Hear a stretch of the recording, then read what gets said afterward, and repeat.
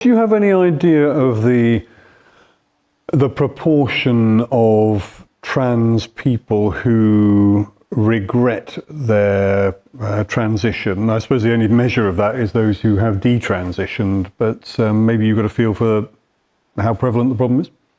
Well, unfortunately, the people that I've come across who this has happened to have been so vilified and trolled and regarded as traitors by the people who are advocating easier access to surgery and hormones that they don't, I mean, they have to be very brave to come out as detransitioners.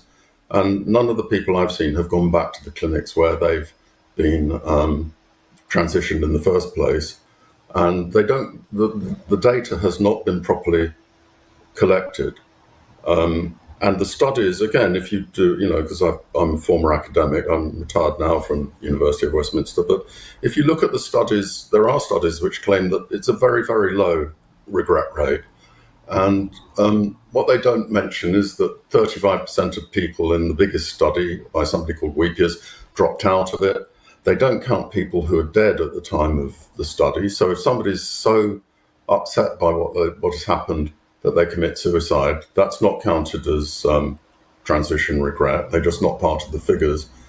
Anybody who did, so the studies again are very poor. I mean, I will just say, at the risk of getting a little bit too technical, the Weepier study, which is the largest one, only accepts people as valid detransitioners if they go back to the clinic where they transitioned originally, have had full gonadal surgery, gonadectomies, and request the hormones to go back to their original sex. So it's a pretty high bar for somebody to actually say, I regret it and I want to go back.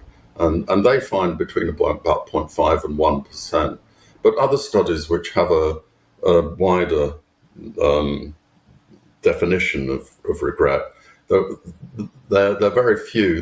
This is an area that's not been properly researched because anybody trying to research it gets accused of transphobia.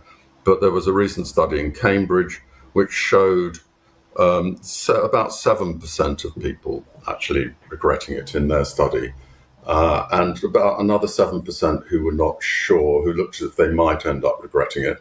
And the other thing that the studies have shown is that the regret, when it occurs, tends to happen about 10 years after the initial transition.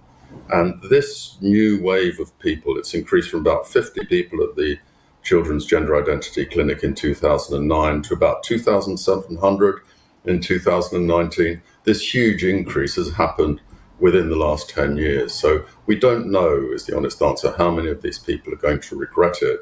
But the danger is that if there are psychological elements which are encouraging people to identify as trans in order to get away from trauma stored in their body or being bullied at school for being gay, then we're not going to find out the true figures of regret until much later. So we don't know yet, but that Cambridge study was a fairly small number. And the area needs researching. A man called James Caspian, a colleague of mine, had a place to research detransitioning, and his university first of all gave him permission to go ahead, and then because of the fear of the accusations of transphobia, he had to abandon his research. So it's a complicated area where, I mean, I as you said before the introduction, Stephen, I have been accused of transphobia or being anti-trans because I do advocate working in non-invasive ways if it's possible to resolve the gender dysphoria, without radical surgery and hormones. I do think that's preferable.